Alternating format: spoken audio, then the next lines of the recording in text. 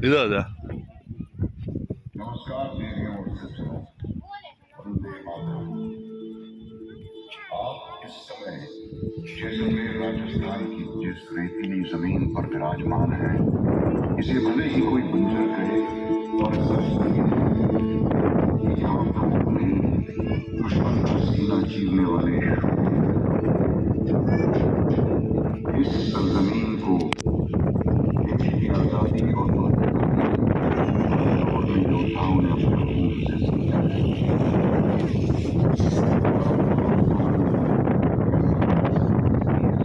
पवित्र धरती को नमन करते हुए आइए आज आप और हम दिल की गहराइयों से उन तमाम जांबाज जवानों को याद करें जिनकी अजीम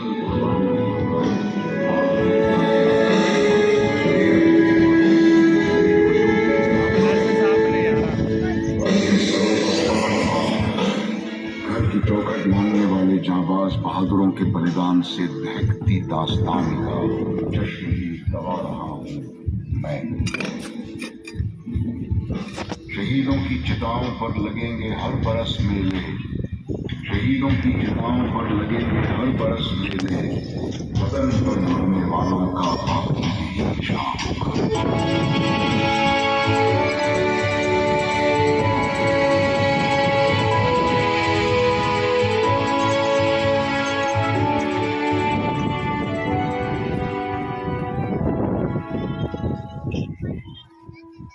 जय हिंद देवियों और सज्जनों, मैं एक इन्फेंट्री राइफल का बेयनेट हूँ।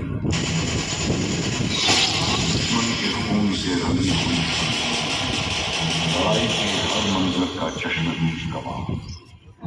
आज मैं आप सभी का जैसलमेर वॉर के साधन में हार्दिक स्वागत एवं तहे दिल से अभिनंदन करता हूँ।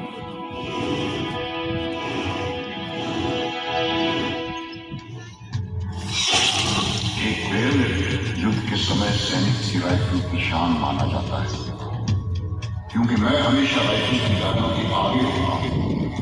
मैंने युद्ध को सबसे करीब से देखा है और इसी तरह मुझे स्वर्ण नगरी के युद्ध को स्थापित किया गया ताकि आने वाली पीढ़ियों को जांबाज सैनिकों के अद्भुत शौर्य की गाथाओं का आंखों देखा मंजर बयान कर सके।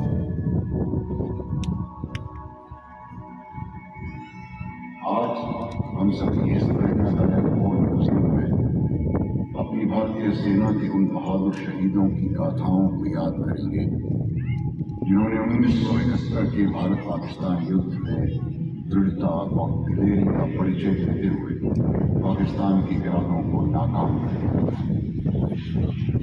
इससे पहले कि मैं आप सभी को युद्ध के बारे में बताऊं, मैं उस समय के भारत पाकिस्तान रिश्तों पर प्रकाश डालना चाहता हूं। भारत और पाकिस्तान के रिश्ते आजादी के दिनों से ही खटास भरे रहे। दोनों के बीच 1947, 1965, 1971 और कारगिल जिसमें दुश्मन को मुंह दिखाने को कश्मीर हो या मेरे जहन में वो यादें बार बार जब मेरी सरजमीन पर पाकिस्तान की गलत नजरें पड़ी और हर बार हमारे भारतीय सेना के पास और अपनी पहचान देते हुए राष्ट्रीय सीमा की गरिमा बनाए रखी। हमारी सेना के जवानों ने अपने प्रबल साहस और अतुलनीय बहादुरी से अपने देश की अस्मिता कश्मीर से कन्याकुमारी तक महफूज रखते आने वाली पीढ़ियों की ये मिसाल पाई। आइए याद करें सभी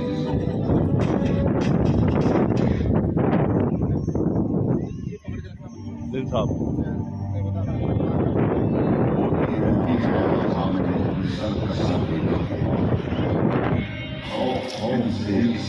बिल्कुल हटा वेद मेरे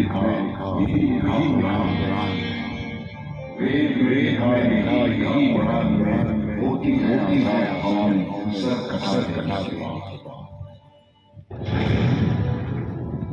जैसा कि आप सभी जानते हैं, भारत और पाकिस्तान के उन्नति के साथ ही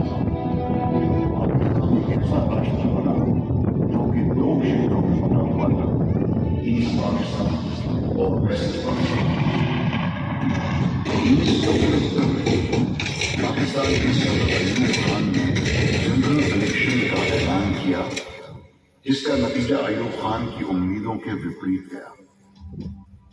ईस्ट पाकिस्तान की अवामी लीग भारी बहुमत से विजयी हुई। इस जीत से पाकिस्तान की सियासत को झटका लगा और इसकी कीमत ईस्ट पाकिस्तान के अवाम को चुकानी पड़ी। अवामी लीग ने अपना हक मांगा जो हुक्मरानों को मंजूर नहीं था।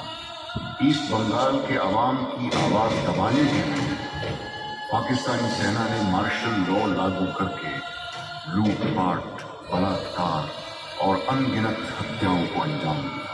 इस जेनोसाइड के कारण 3 महीने के अंदर 1 करोड़ ईस्ट बंगाली रेफ्यूजी भारत में प्रवेश कर गए।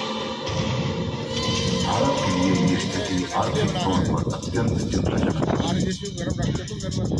भारत सरकार ईस्ट पाकिस्तान में बसे बंगालियों की मदद के लिए फरमान जारी कर दिया। भारत के इरादों को ईस्ट पाकिस्तान में जो कामयाबी मिल रही थी वो पाकिस्तानी फौज को बिल्कुल बर्दाश्त नहीं और भारत से बदला लेने के लिए पाकिस्तान ने पश्चिमी क्षेत्र के पंजाब और राजस्थान सेक्टर में हमला करके ज्यादा से ज्यादा जमीनी इलाकों पर कब्जा करना चाहा। 1971 की भारत पाकिस्तान जंग में पाकिस्तान के प्लान ऑपरेशन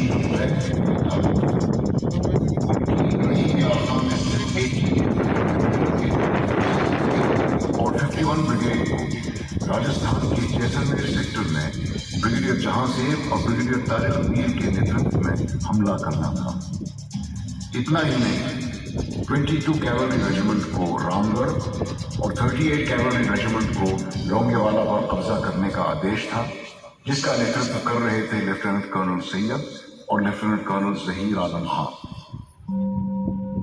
24 घंटों में जैसलमेर को बर्बाद करने का प्लान था, और भारतीय सेना के मजबूत इरादों के आगे जो मुल्क हमें तोड़ने के मंसूबे बना रहा था वो खुद ही 2 हिस्सों में तकसीम हो गया।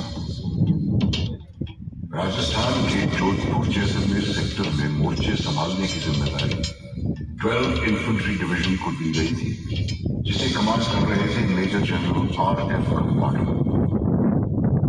दुश्मन की तरफ से आने वाले किसी भी हमले का सामना करने के लिए भारतीय सेना सशक्त रूप से तैनात और तैयार थी।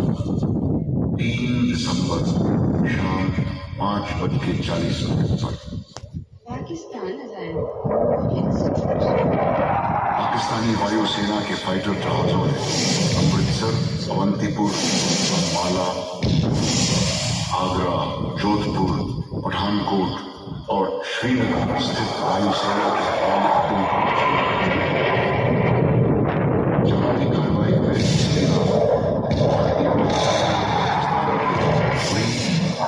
नीलवानी, सरगोदा, चंदेरी और मसरूर हवाई अड्डों पर हमला करके उन्हें बर्बाद कर दिया। पाकिस्तान ने जमीनी हमलों में राजस्थान में सिर्फ लोंगेवाला सेक्टर को अपना निशाना बनाया और अपने प्लान को अंजाम देते हुए 1 इन्फेंट्री ब्रिगेड और 1 टैंक रेजिमेंट के साथ लोंगेवाला पर हमला बोल दिया।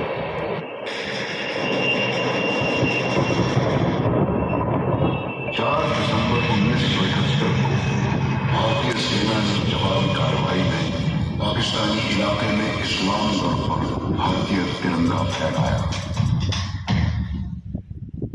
लोंगेवाला की दास्तान प्रतीक है उन वीर जवानों की कुर्बानियों का जो लोंगेवाला की आन बान और शान के लिए लड़े और जिन्होंने इस देश के लिए अपना सब कुछ न्यौछावर किया। मेरे दिलो दिमाग में आज भी 1971 की शहादतों के वो मंजर रह कर उभरते हैं। जो वीरता मेरे वीरों ने लोंगेवाला ने दिखाई, उसका स्मरण कर मैं आज भी भावुक होता हूं। बहादुरी, जज्बे और शहादत की एक अनूठी दास्तान, कभी न मिटने वाले निशान जिन पर आने वाली नस्लें अपनी मंजिल तलाश में।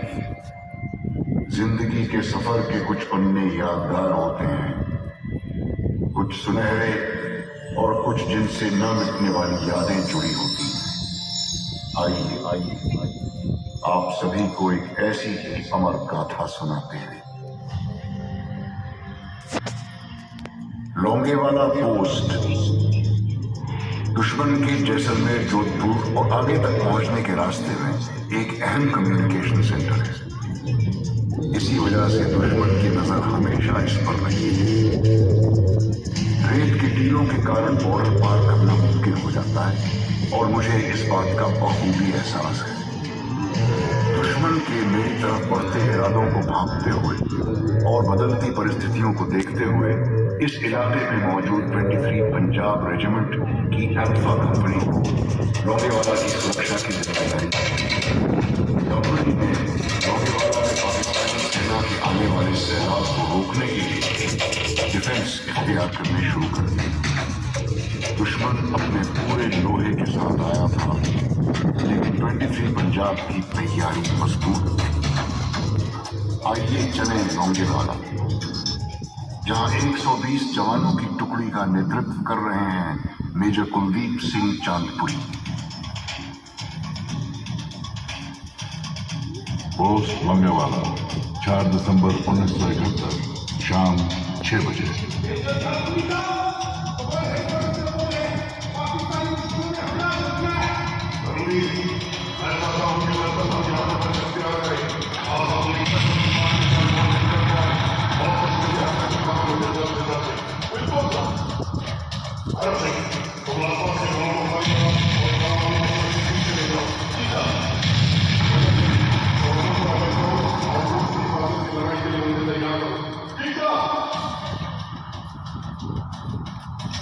दिसंबर 1971 की रात 2 बजे दुश्मन की मीडियम गनों ने पोस्ट पर भारी गोलाबारी शुरू कर दी। अब साफ हो गया कि दुश्मन का मुख्य हमला लोंगेवाला पोस्ट पर ही होना है। उस रात पेट्रोल से आई रिपोर्ट,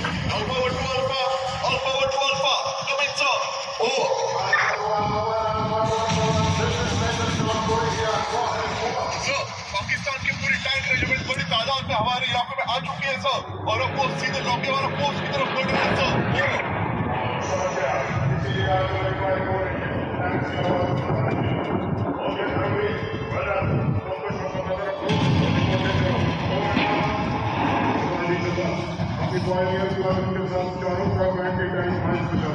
तब तक मैं कमांडिंग ऑफिसर साहब से भी एनफोर्समेंट की दरखास्त करता हूँ और एयरफोर्स डिवीजन से को अपनी प्रेजेंट सिचुएशन से वापस कराता हूँ।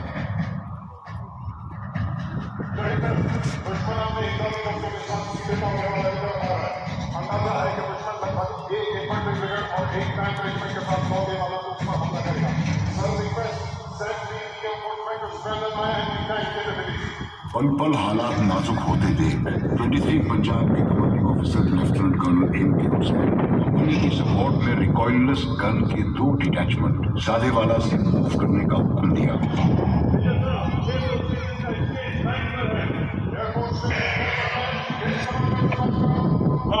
Wing commander Baba here.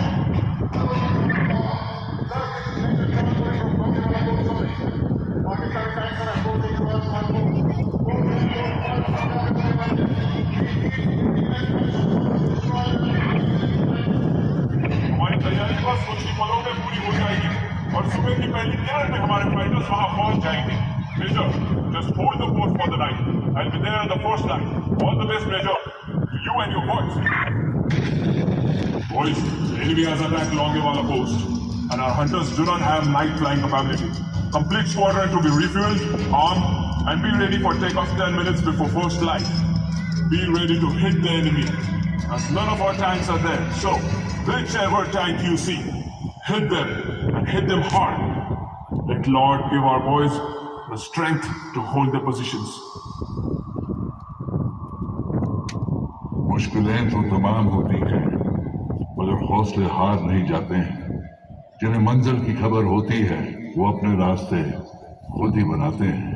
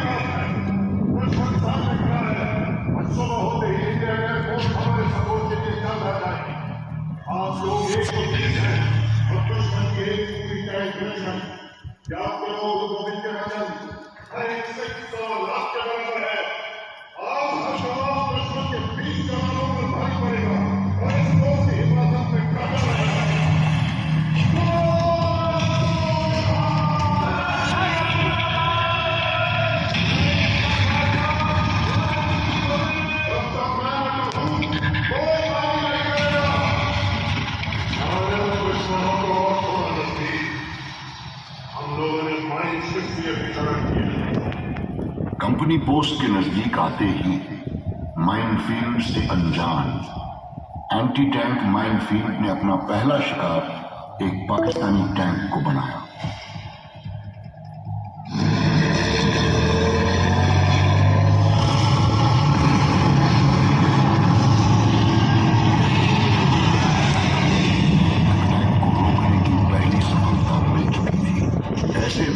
दुश्मन के सैनिकों के हमले को रोकने का काम एनर्जी पोस्ट पर तैनात सिपाही जगजीत सिंह ने बखूबी निभाया। घमासान लड़ाई में दुश्मन के इरादों को नाकाम करते हुए उनको वीर गति प्राप्त हुई और उनके सर्वोच्च बलिदान के लिए उन्हें वीर चक्र से सम्मानित किया गया।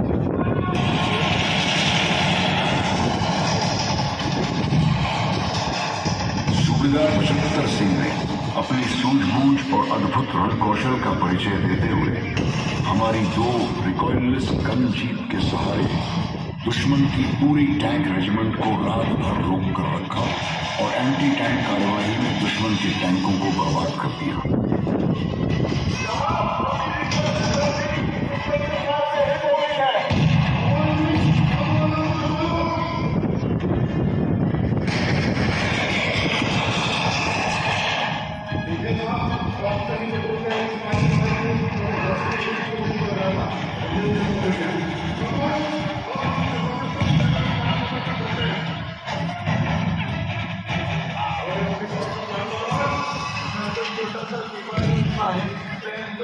लोगों का है, उन्होंने कहा तो भरता नाश्ता जैसलमेर में देंगे, दोपहर का खाना जोधपुर में देंगे और रात का दिल्ली में। दिल्ली और जोधपुर तो बहुत दूर की बात है, पहले लोगों के पास तो बात करके दिखाओ। दुश्मन को गुमान भी नहीं था कि मेरी रक्षा के लिए तैनात भारतीय सेना की ये छोटी सी टुकड़ी ही दुश्मन के लिए काफी होगी। आपके टैंक्स आगे क्यों नहीं बढ़ पा रहे हैं? जनाब, हिंदुस्तानी फौज ने लोंगेवाला के आगे एंटी टैंक माइनफील्ड बिछा रखी है। इनके जोश को देखकर ऐसा लगता है यहाँ कंपनी नहीं पूरी बटालियन ने डिफेंस इंतजाम किया हुआ है। हम आगे नहीं बढ़ पा रहे हैं सर। इस लड़ाई के दौरान राणोतार की एडवांस लैंडिंग ग्राउंड से आर्टिलरी के मेजर आत्मा सिंह और कैप्टन PPS सांघा ने अपने क्रूशक विमान से मुश्किल परिस्थितियों में उड़ान भरी और दुश्मन की हर हरकत पर नजर रखते हुए एयर ऑपरेटिंग पोस्ट से एयरफोर्स स्टेशन जैसलमेर को लगातार ग्राउंड टारगेट की जानकारी देते रहे। My hunters have taken off from Jaisalmer and they will be there in minutes to destroy the enemy tanks.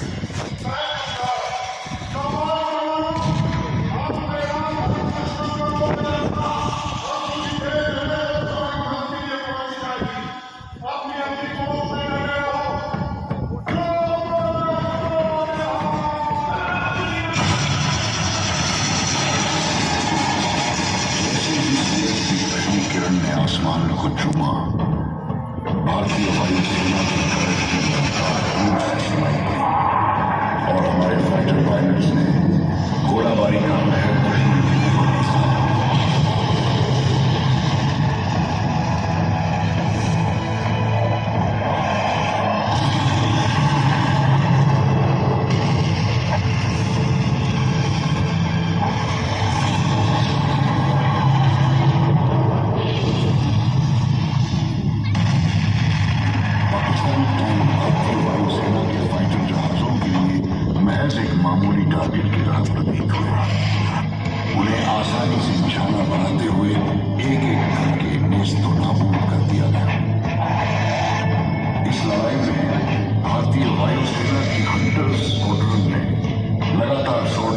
दुश्मन के ऊपर बरसा। इतनी नुकसान के बाद भी दुश्मन का लोंगेवाला हासिल करने का मंसूबा कायम था और अपनी योजना अनुसार उसने अब दक्षिण की तरफ से लोंगेवाला पोस्ट पर फिर से हमला किया। भारतीय सेना के कमांडर्स ने पाकिस्तान के इस चाल को पहले ही समझ लिया था और लोंगेवाला पोस्ट को लेफ्टिनेंट कर्नल AS गरेवाल की कमांड वाली 17 राजपूतान राइफल्स की डेल्टा कंपनी, 20 लांसर्स की एक टैंक ट्रूप और 170 फील्ड रेजिमेंट के तोपों से रीइंफोर्स कर दिया। और अब इन जांबाजों ने मिलकर लोंगेवाला पर हुए दूसरे हमले का मुंह तोड़ जवाब दिया।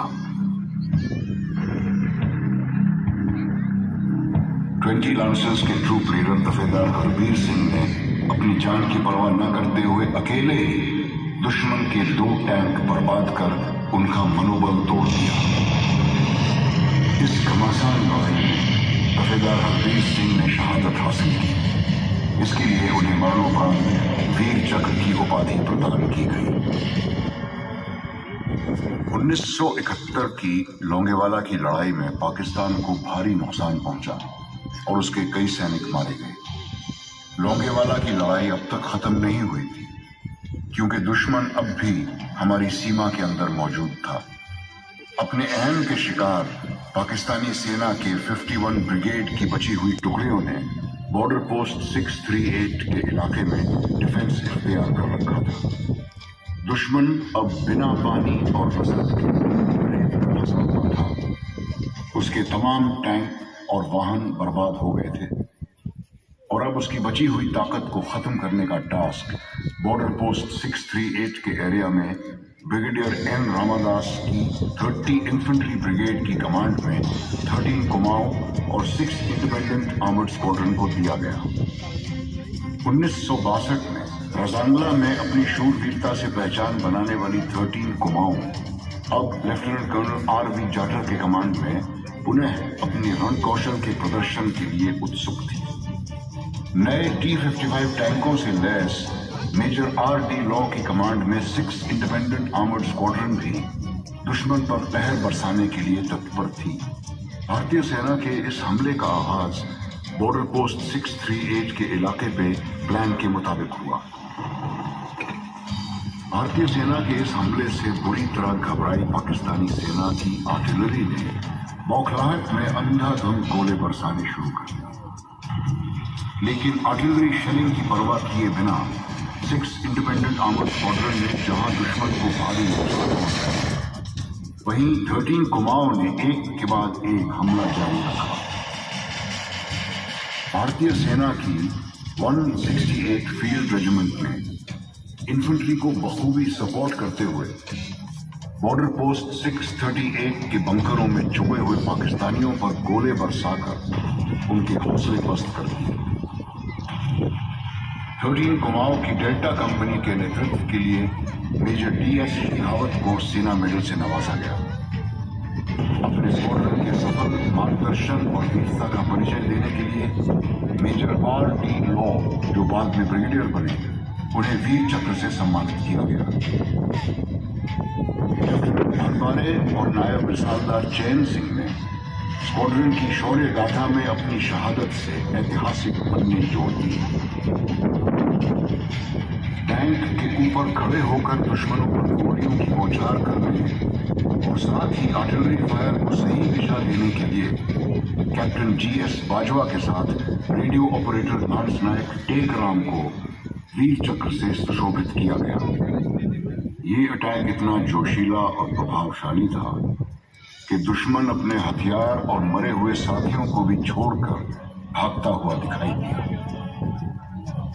भारतीय सेना और वायुसेना के मजबूत अटैक के बाद दूर दूर तक अगर कुछ दिखाई दिया तो भागते हुए पाकिस्तानी सेना के कदमों के निशान और बर्बाद टैंकों के ऊपर खुशी से नाचते मेरे जांबाज सैनिक। इतनी विकट परिस्थितियों में एक छोटी सी फौज की टुकड़ी ने दुश्मन को इतना भारी नुकसान पहुंचाया जो शायद ही किसी और लड़ाई में हुआ होगा।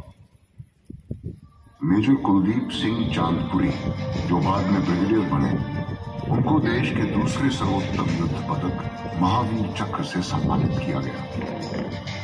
विंग कमांडर बावा और उनके जांबाज फाइटर पायलट, जिसमें squadron leader Bali, flight lieutenant Hussain, flight lieutenant P.K. Das ने महत्वपूर्ण भूमिका निभाई। इस टीम ने आसमान में वीरता का ध्वज लहराया।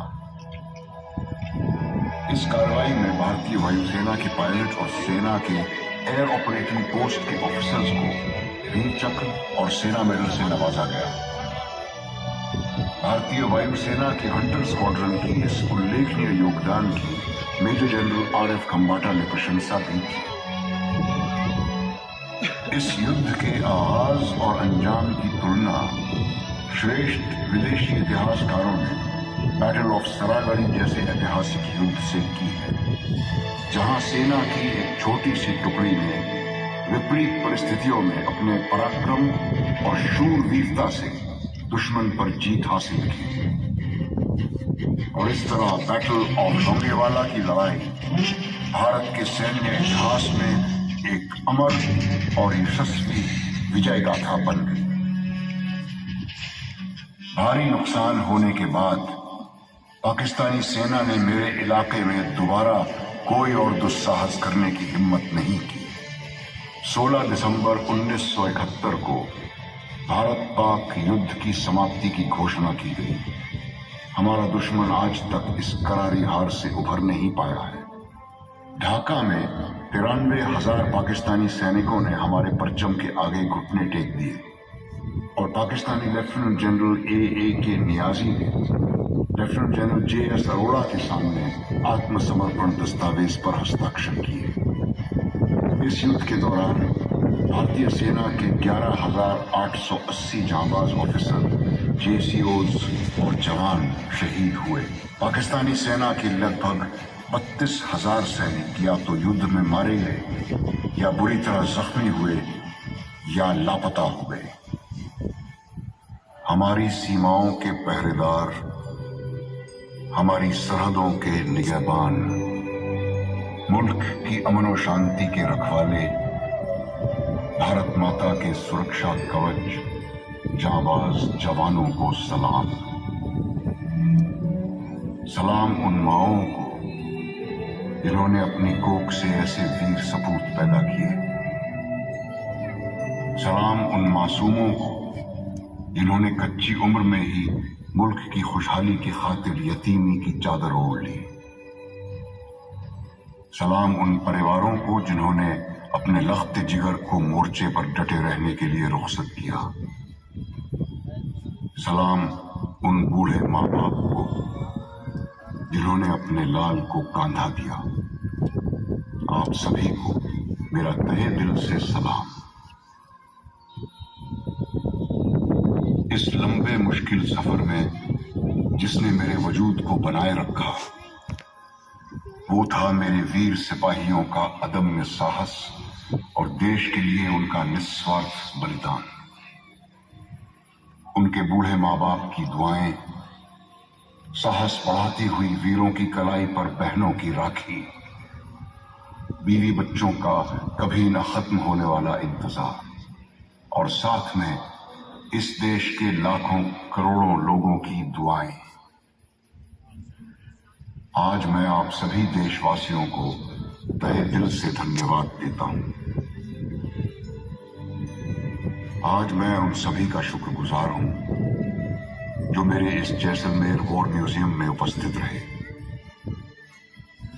आप लोगों का यहां देश के कोने कोने से आना मेरे यकीन को और गहरा कर देता है कि मेरा सारा देश हर दम, हर वक्त मेरे सैनिकों के कंधे से कंधा मिलाकर खड़ा है। आज आपने मेरे उन शूरवीर योद्धाओं की गौरवशाली गाथाएं सुनी और दिल से महसूस की। आप सभी की इस देशभक्ति की भावनाओं को मैं तहे दिल से सम्मान देता हूं। मुझे गर्व है आप सभी पर। मुझे गर्व है अपने सैनिकों पर। मुझे गर्व है अपने सारे देश पर कि यहाँ हर एक मौजूद देशवासी के जहन में अपने देश प्रेम की ज्वाला तक रही है। आओ वादा करें इसे कभी बुझने नहीं देंगे। और अंत में मेरी यही दुआ है कि मेरा देश अमर रहे, मेरा देश कुशल रहे और मेरी भारत माँ के ये बहादुर शूरवीर हमेशा विजयी रहे। भारत माता की जय। जय हिंद।